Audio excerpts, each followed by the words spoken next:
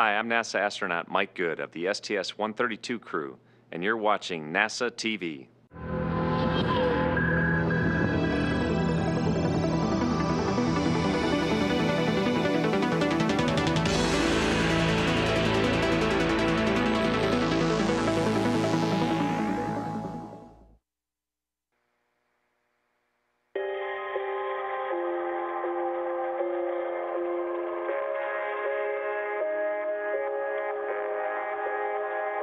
Well, we have seen the rising sun awakening the early dawn, and we're rising up to give you praise. Well, we have seen the stars and moon, see how they shine for you, and they're calling us to do the same. So we rise up with a song, and we rise up with a cry, and we're giving you our lives. We will shine like stars in the universe, holding out your truth in the darkest place. We'll be living for your glory. Jesus will be living for your glory.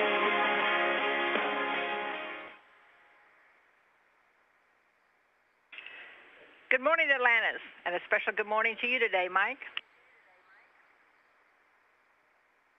Hey, good morning, Houston. That was a great way to wake up. Thanks to Matt Rudman for that song and Matt Walton for helping to put all those together for me, help me pick out my wake-up songs. And good morning to my family. It was great to be outside again with Garrett on an EVA yesterday. We had a great time. The whole team did a great job, and we're just having a great time up here. This is Mission Control Houston. You're looking at a view inside the Space Shuttle Atlantis payload bay. Atlantis is in a daytime orbit, but it's crossing over into a nighttime orbit very soon. It is out over the northern Pacific Ocean on an orbit that's going to take it just to the very west of California and Mexico, and then down over the very tip of South America. The space shuttle is 220 miles above the Earth at this time, and the crew members on board Atlantis, the 6-member crew, are awake. They were awakened this morning at 12:20 a.m. Central Time. This is Mission Control Houston. You're looking at the Japanese Kabo module along with the space shuttle robotic arm. Today that robotic arm will be used to move that cargo carrier back into the payload bay of Atlantis. The integrated cargo carrier has now been released from the payload ORU accommodation, which is basically a docking port on the station's mobile base system.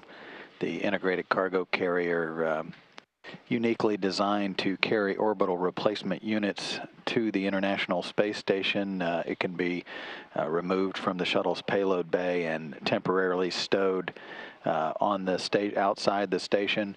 It can also remain on the robotic arm and moved to various work sites so that it provides easy access for astronauts performing maintenance tasks on the outside of the complex. And the station's robotic arm under control of astronaut Piers Sellers, stationed in the cupola at the robotic workstation, and process of relocating the integrated cargo carrier to Atlantis' payload bay.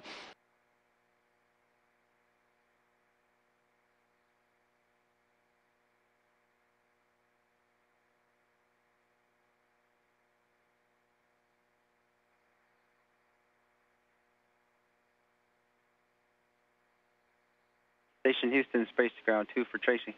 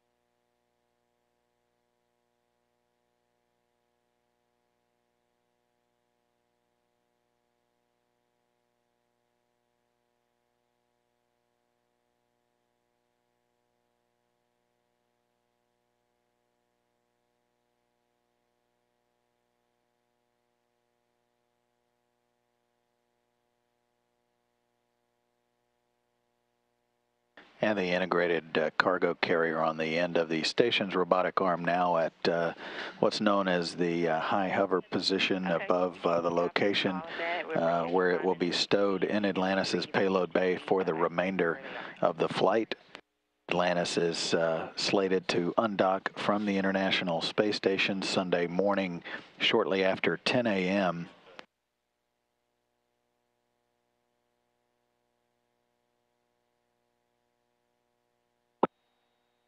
Crew setting up the split screen to be able to watch as the ICC, the integrated cargo carrier, is lowered into its latches. The payload retention latch assemblies, known as PERLAs, will be closed to secure the ICC in the payload bay as it has completed its mission to deliver a new set of batteries to the International Space Station.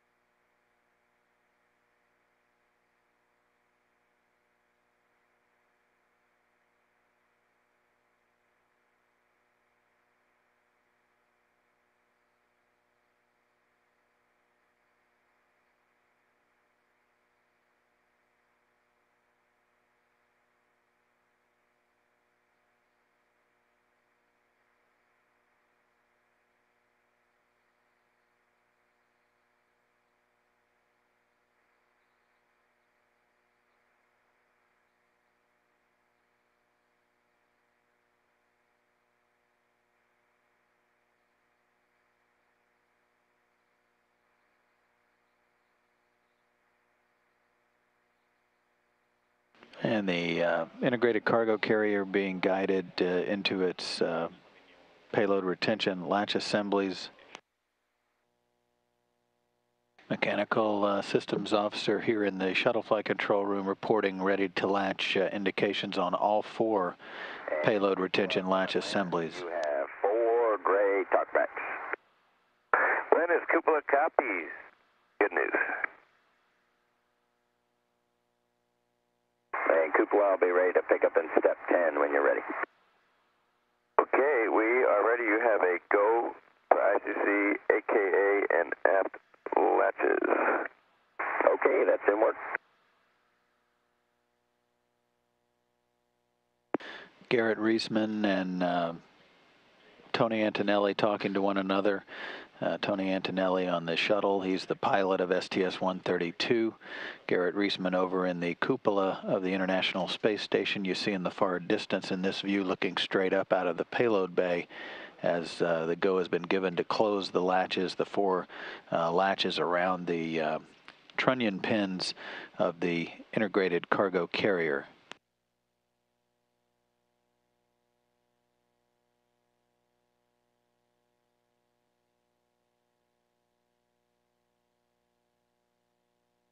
Atlantis and Houston. Tony, you've got to go to do the forward latches. Atlantis copies, forward latches in work. Houston copies and concur.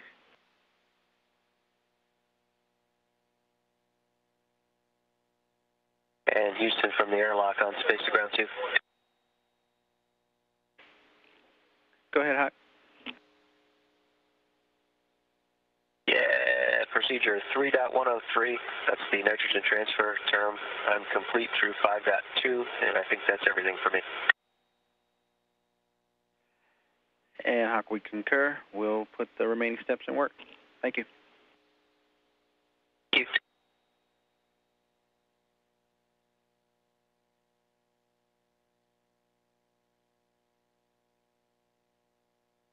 And cupola from Atlantis on the big loop. We're completely latched. You have a go for ICC release. Copy, and our next step is safing. And Houston copies. Arm is safed, and we're going to be looking at step 15. Copy, step 15.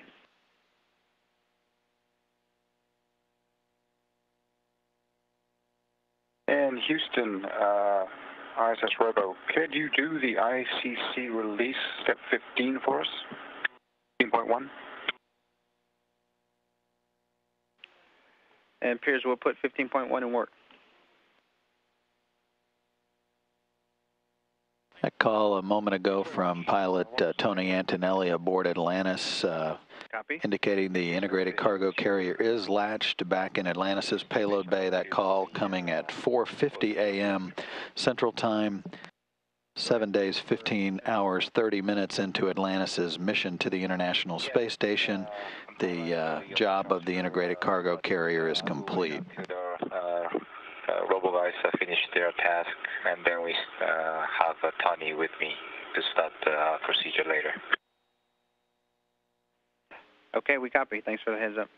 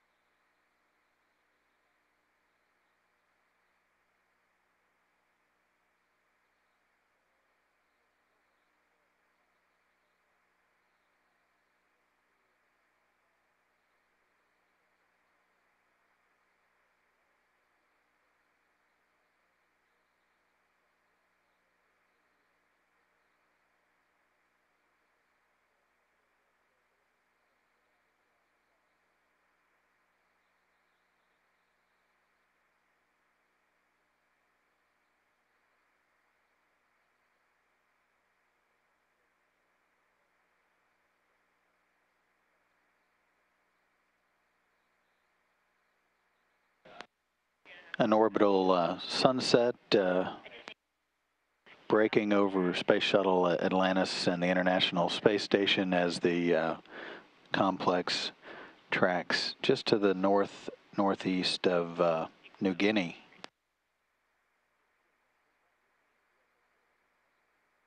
I've been practicing that one. Atlantis ISS, this is Houston ACR. Please stand by for the NASA Explorer School questions.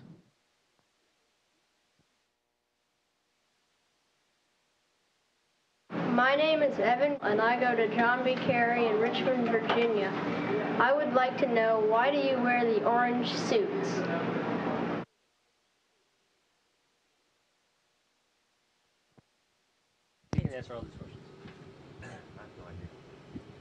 Well, the purple ones kind of clash with my eyes.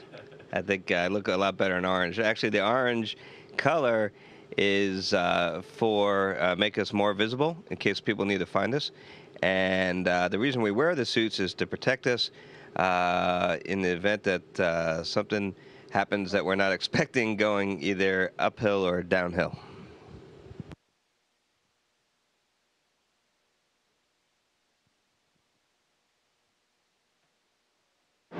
My name is China Williams, and I go to Forest Heights Elementary School in Columbia, South Carolina. I would like to know, what are differences in living in the space station from living in your home on Earth? Well, China, that's a good question. I can tell you, for starters, nothing stays where you put it. Everything floats, including yourself, your food, your clothes, everything that you're working on. So you have to strap everything down. You can't lay it down on the table, and you can't keep your eyes off of it unless it's Velcroed to the wall.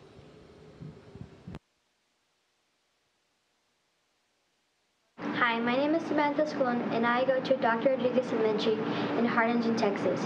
I would like to know, what is the best part of your job?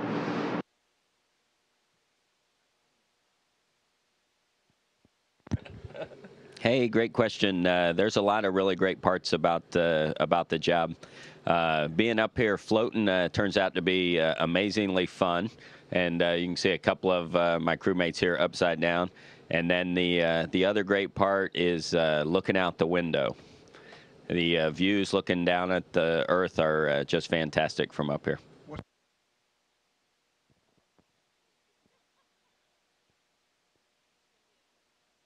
Hi, I'm Kalia, and I'm in the 6th grade at Hopgood Elementary in Murfreesboro, Tennessee. My question is, what do you do in your free time, and how much free time do you get?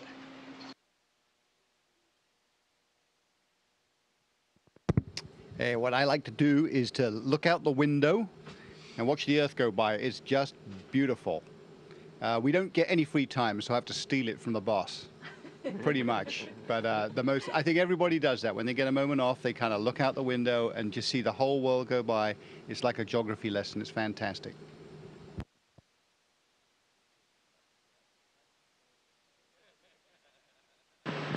Hi, my name is Yvette. I am a 4th grader in Harlingen, Texas. I am bilingual, and I was wondering how many languages you need to speak to work on the International Space Station. I don't speak any. Yeah, I think I think we all agree that's a pretty good question. Well, the official main language on the space station, one that we all understand, is English. However, it's very essential that you learn Russian as well, since we tend to operate in the Soyuz, or we do operate in the Soyuz spacecraft solely in Russian. But we have a lot of talented, very bright people on board, and some of them know several languages, such as Japanese. Got Soichi on board, and French, German. TJ knows German, so it's when you have an international space station, it's almost endless, the languages that could come in handy.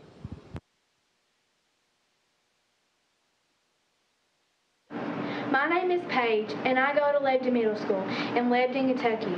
My question is, what does it feel like after being on the space station when you come back to Earth? I can answer that. That's right. That's on. Well, when you come back to Earth, things feel really, really heavy. I remember taking off my helmet and feeling like I was holding a pickup truck in my hand. It felt so incredibly. I was like, oh my goodness, how am I ever going to brush my teeth? My toothbrush is going to feel like a ton of bricks. But turns out that you get really used to gravity again pretty quickly, within like an hour or so.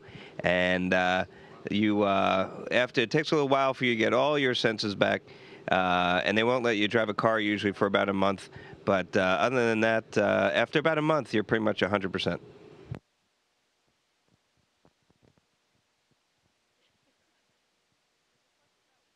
My name is Antonio, and I go to Elementary Learning Center in Cudahy, California. And my question is there wind in space? If so, what causes it?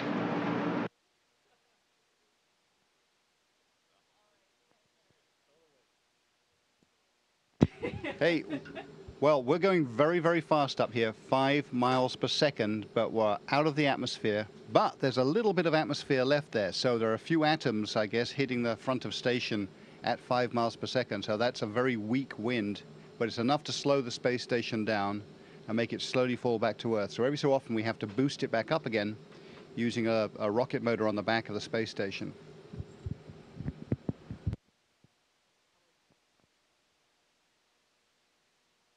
My name is Erin Smith, and I go to Orleans Elementary School in Orleans, Vermont. My question is, what is the temperature at the International Space Station?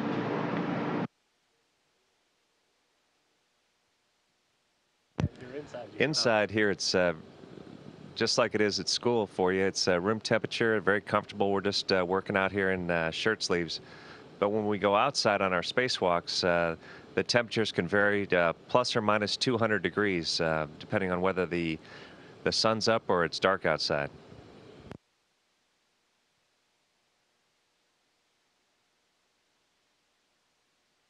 Hi, my name is Jackson. I am a 6th grader at Hopgood Elementary in Murfreesboro, Tennessee. My question is, what is one of the worst and best effects of being in a microgravity environment?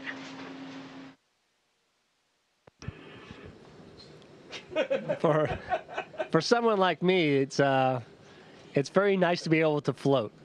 That's probably the best effect. You get to hang around and float, and you can become an expert gymnast in seconds. You can do all sorts of things you can't do on the ground. One of the long-term problems with being in this environment, however, is bone loss, muscle deconditioning, and over time, we're starting to learn how to deal with that on board. Tracy here works out several hours a day trying to stay strong, so when she gets home in 6 months, she can adapt very quickly.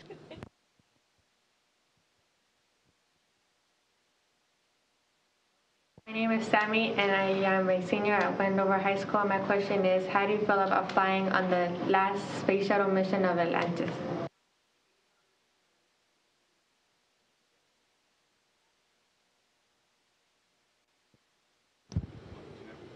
Well, we're not exactly sure that this is, in fact, the last space shuttle flight of Atlantis. If it is, though, we all consider it just as important as any of the other flights. This was the 32nd flight, 32nd time that Atlantis has launched into space and flown around the Earth many, many times. So we're just another crew to be lucky enough to be part of that program. And if it's the last flight, then it's truly an honor.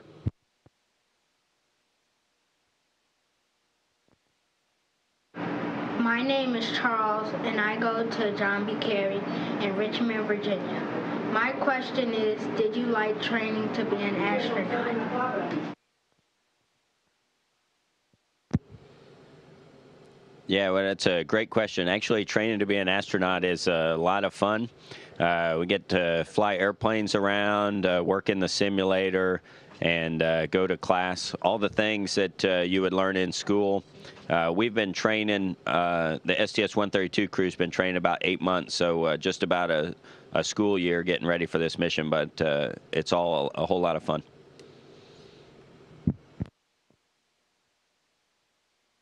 My name is Serena Anderson, and I go to Cumberland Middle School in Cumberland, Wisconsin. My question is, when you go up into space, like how much pressure is it and how does it feel?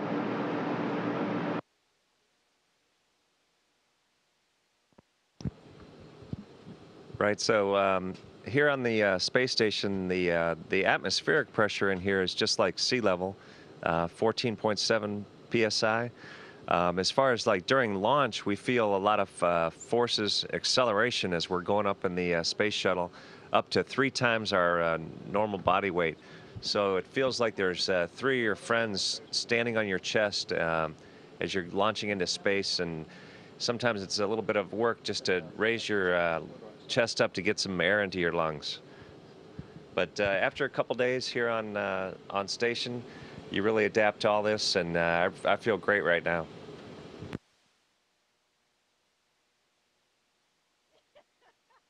Hi, my name is Megan, and I'm from Warren G. Harding Middle School in Des Moines, Iowa. And my question is how long does it take for water to evaporate in space?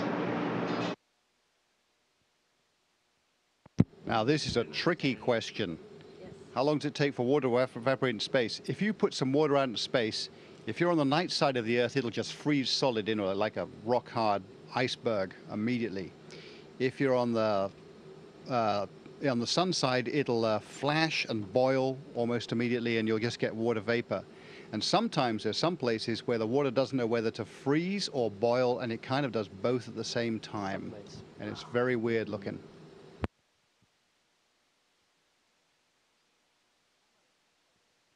My name is Charles Wallace, and I go to Conyers Middle School in Conyers, Georgia. I would like to know, are there any concerns about the closure of the space shuttle missions?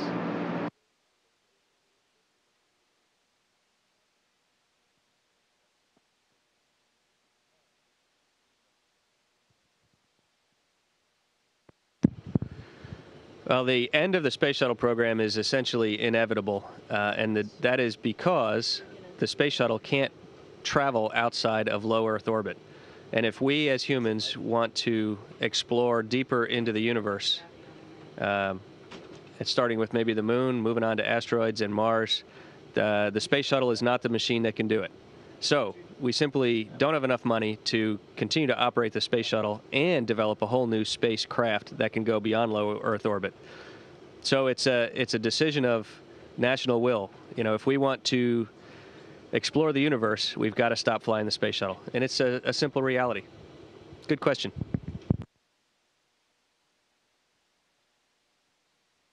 My name is William, and in first grade in Forest Lake Elementary in Columbia, South Carolina. My question is, why isn't there much gravity on the moon?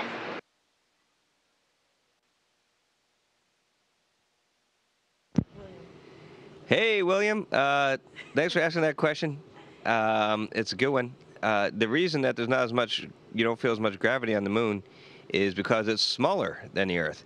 The amount of gravity that a given planet, or anything for that matter, pulls on everything else is related to how big it is, how much mass it has.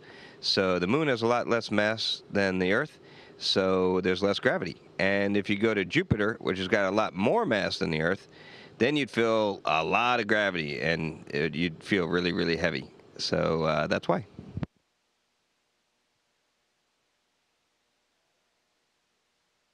Hi, my name is Michelle. I'm a junior at Wendover High. My question is, what is it like seeing a sunset or sunrise every 45 minutes? It's because of the, well, I'm starting to answer the question. No, because you get to go around the Earth every 90 minutes or so, you naturally see a sunset and a sunrise every 90 minutes. And it's really amazing because you get to watch, you know, the Earth below you both at night and during the day in just an hour and a half, which is really, really exciting. The problem becomes when you're trying to go to sleep, for some people, because you actually have to shut the windows and seal yourself off inside and turn out the lights, because otherwise you'd have the light coming through the windows every 45 minutes, and that might keep some people awake. But not you. Oh, outside. Oh, going outside is EVA. That's a lot more fun because you're not constrained by the windows, and you have the opportunity to look down and see the Earth pass below your feet in darkness and in light. And it's amazing what you can see at night. Not on this mission, on a previous mission, I saw a meteorite pass below me into the atmosphere and glow, and that was pretty amazing. Lightning storms, the aurora we saw the other day, all sorts of amazing things you get to see outside at night that you don't necessarily think of. You just think of the darkness. So. Let me just add something to that real quick. The other interesting thing about sunrises and sunsets up here, though, is that they happen really fast. So it's not like at home when you're sitting on the beach and just enjoying the sunset, go down into the ocean very slowly. Here it just happens so fast because we're traveling around the world so fast. So you're out there and you're looking at the sun, and it's bright, bright, bright, bright, dark. It just it happens that quick.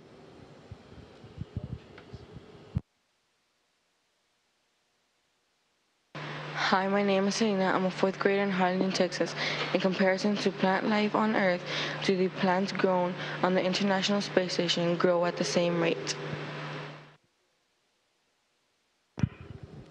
Selena, that's a really mature question, and you're ahead of your time. The space station science on board here really is looking at that very question itself. We're looking at Arabidopsis seeds and trying to understand, because we see that the roots grow in a different way here on orbit with the lack of gravity than they do on Earth. And we're hoping that that will help us to understand plant growth on Earth a little better. So I can tell you that they do grow a little differently, but how? That's something that we're studying right now. And it's kind of interesting to see plants growing up here in the space station. Good question. My name is Jacque Black, and I go to Arapahoe Middle School in Arapahoe, Wyoming. My question is, do you take any medication for the function of your bone marrow?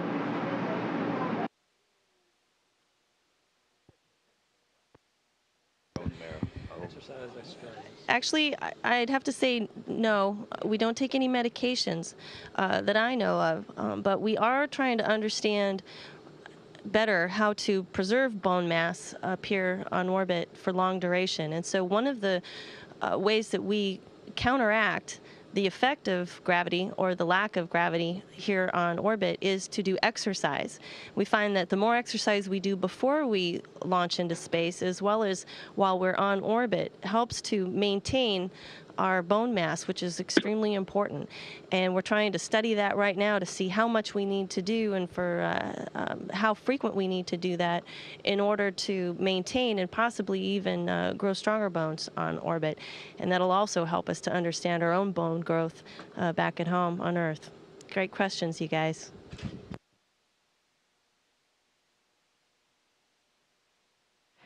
Atlantis ISS, this is Houston ACR. Thank you. That concludes the event. Thank you, Atlantis Station and NASA Explorer Schools. Atlantis Station, we're now resuming operational audio communications. There is the very southern tip of Ireland coming into view. Here soon you will see parts of England, and then in a few seconds you'll see the very western edge of France.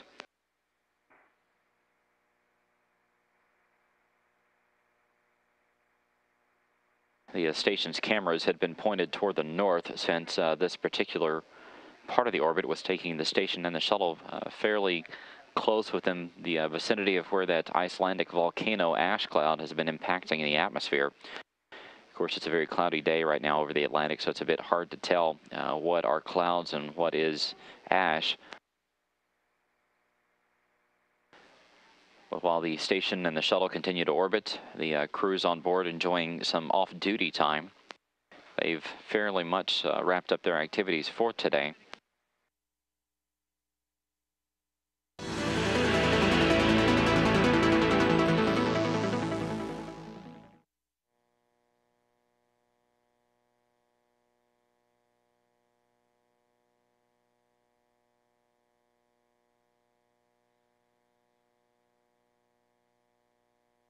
This is Mission Control Houston. This is a look at the current position of the International Space Station and Space Shuttle Atlantis docked in their final hours. The two vehicles are just making their way off the northwest coast of the United States. They're traveling over on a track that will take them over Montana and Wyoming and Nebraska. On their next orbit, they will be crossing over California and Arizona, where there will be sighting opportunities, so we encourage you to check out our NASA website for that information, where you can see the docked complex as it's traveling overhead.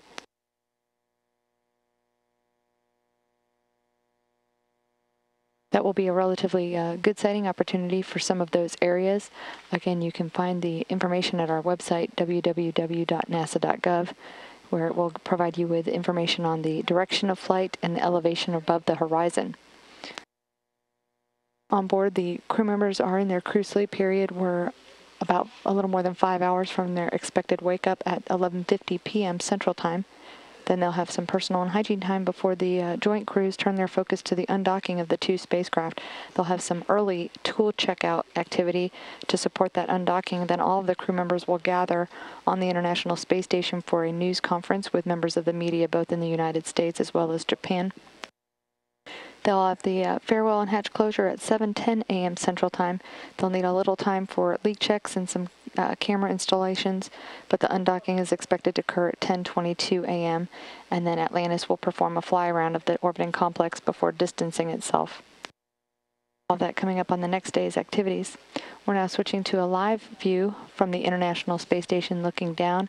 Again, this is a view from an altitude of 221 statute miles looking down at the United States as the vehicle is just crossing over the northern border of Wyoming. It'll continue on a southeasterly track, taking it over Nebraska, Kansas, Missouri, Alabama, Georgia, and Florida, tracking almost down the entire state of Florida before crossing over Cuba and then South America. We'll stay with this view as it's available.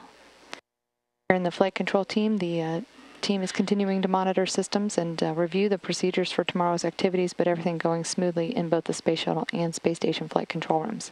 This is Mission Control Houston.